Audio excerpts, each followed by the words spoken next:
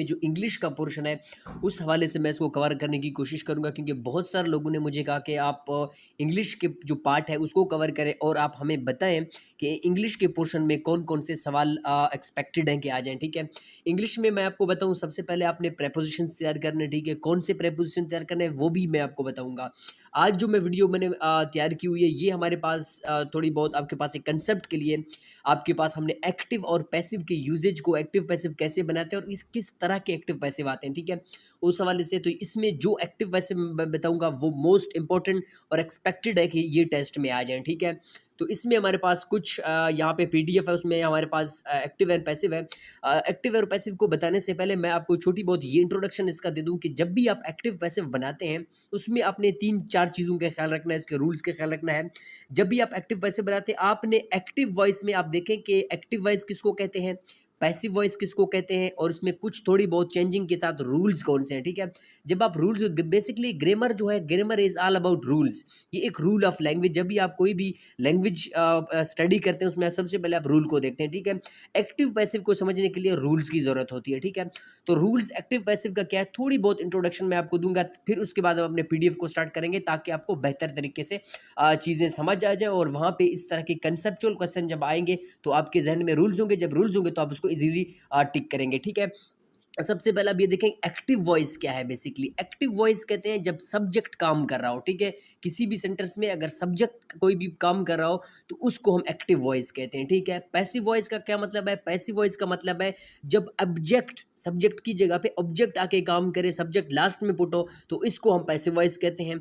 उसके बाद इसके कुछ रूल्स ये हैं कि एक्टिव वॉइस और पैसिव वॉइस में हम क्या देखते हैं कि एक्टिव वॉइस में फर्स्ट फॉर्म और पैसिव वॉइस को चेंज करने के लिए हम वर्ब का थर्ड फॉर्म यूज करते हैं, ठीक है। और हमारा फर्स्ट क्वेश्चन भी ये है, ठीक है। तो हम आते हैं अपने क्वेश्चंस की तरफ। पहला जो क्वेश्चन है वो ये है कि which form of verb is used in passive voice sentence. देखें फर्स्ट क्वेश्चन हमारे पास ऊपर ऊपर यही है कि वर्ब के किस फॉर्म को हम पैसिव वॉइस में यूज करते हैं। तो वर्ब के थर्ड फॉर्म को हम पैसिव वॉइस में यूज करते हैं। जिस तरह हमारे पास है ईट है तो ईट का ईटन होगा।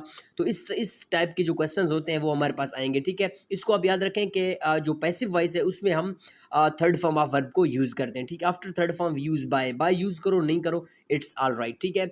उसके बाद हमारे पास नेक्स्ट सवाल है, हमारे पास ये है कि do you understand what I mean. अब यहाँ पे इसका जो पैसिव वॉइस है वो क्या होगा, ठीक है। पहला हमारे पास है what I mean is that understood by you, ये भी नहीं है, ठीक है। व्हाट वाज, ये भी नहीं है।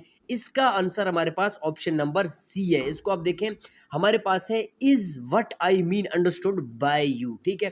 अंडरस्टूड, क्योंकि हमारे पास जो अंडरस्टैंड है, अंडरस्टैंड को हमने अंडरस्टूड किया, उसके बाद हमने बाय लगाया, बाय के बाद हमने यहाँ पे यू पुट किया, ठीक है, at the end of question by. इसका जो राइट ऑप्शन है ऑप्शन नंबर सी हमारे पास इसका राइट ऑप्शन है, ठीक है। इसको आप याद रखें।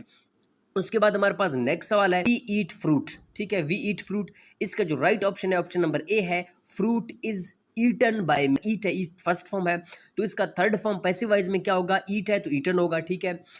उसके बाद हमारे पास जो नेक्स्ट सवाल है वो है ये है she is writing a letter, ठीक है।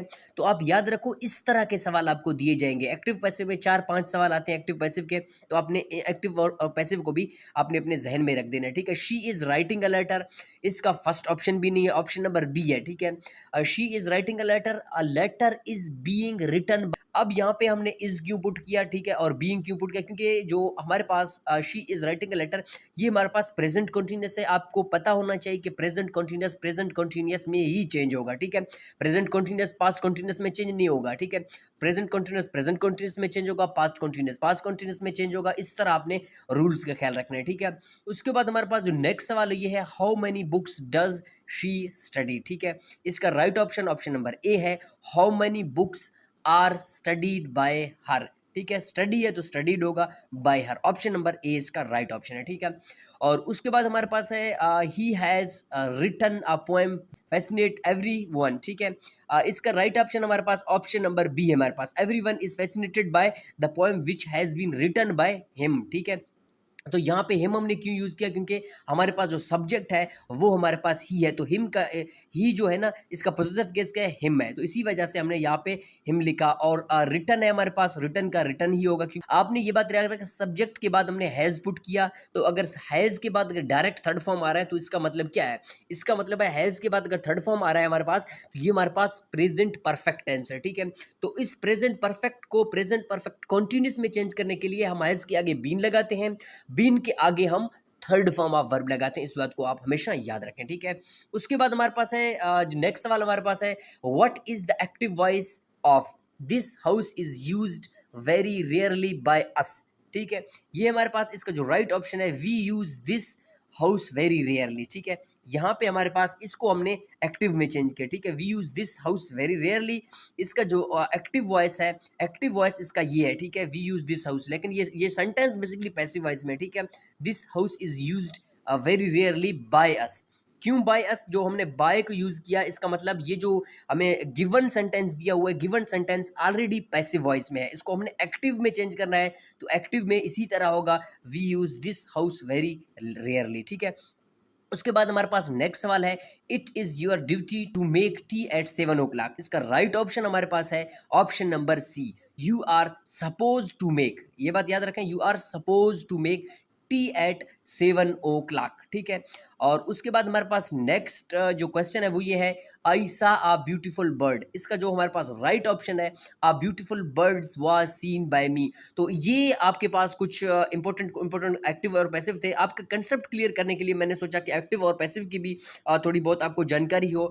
आज के बाद, इस वीडियो के बाद इंशाल्लाह कल जो मैं अपलोड करूंगा या परसों अपलोड करूंगा, वो हमारे पास प्रेपोजिशन का पोर्शन होगा, आप लाजमी देखें। इंग्लिश के पोर्शन में 5-6 वीडियो इंशाल्लाह मैं अपलोड करूंगा, तो उन सबको देखें। इस वीडियो को अपने अजीज अकारिब के साथ, दोस्तों के साथ शेयर करें। मिलते हैं किसी नेक्स्ट वीडियो में, तब तक के लिए अल्लाह हाफिज़।